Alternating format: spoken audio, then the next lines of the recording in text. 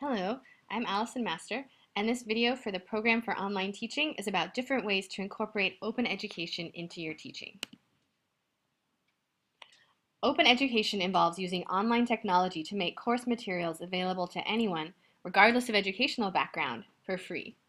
There are two senses in which open education is free.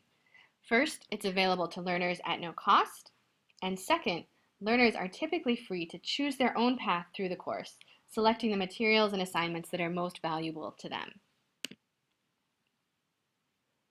Approaches to open education can vary along a continuum. On one end of the continuum is the decentralized, student-directed, many-to-many format.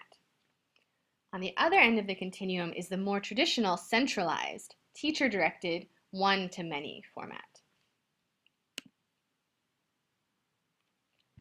The most well-known type of open education course is a MOOC, or Massive Open Online Course, which can potentially support thousands of learners. One of the early leaders in the MOOC field, Stephen Downes, came up with a way of grouping them into two categories, CMOOCs and XMOOCs. The C in CMOOC stands for connectivist, while the X in XMOOC stands for extended, as they're often extensions of basic courses.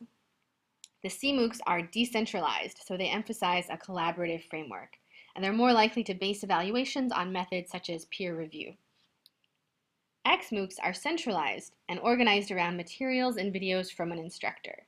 They focus more on scalability since any number of students can watch the videos, and they're more likely to base evaluation on methods like automated online quizzes. One example of a CMOOC is Jim Groom's DS-106, Digital Storytelling. Students at the University of Mary Washington can take it for credit, but anyone can register as an open participant. Course assignments are created by participants collaboratively and added to an online assignment bank.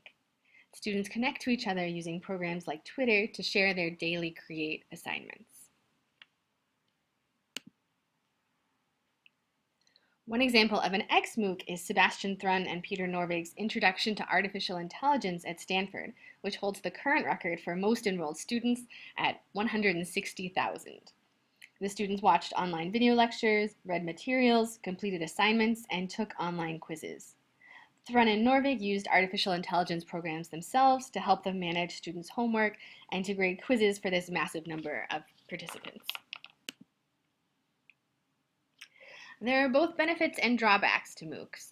So even though students may not get credit for taking these open courses, they provide a free resource that brings people together. However, the quality of students' experience may not be high, with up to 90% of students dropping out of many MOOCs. The MOOCs are ideal for self-motivated and autonomous students who are willing to put in this effort despite not getting credit for it.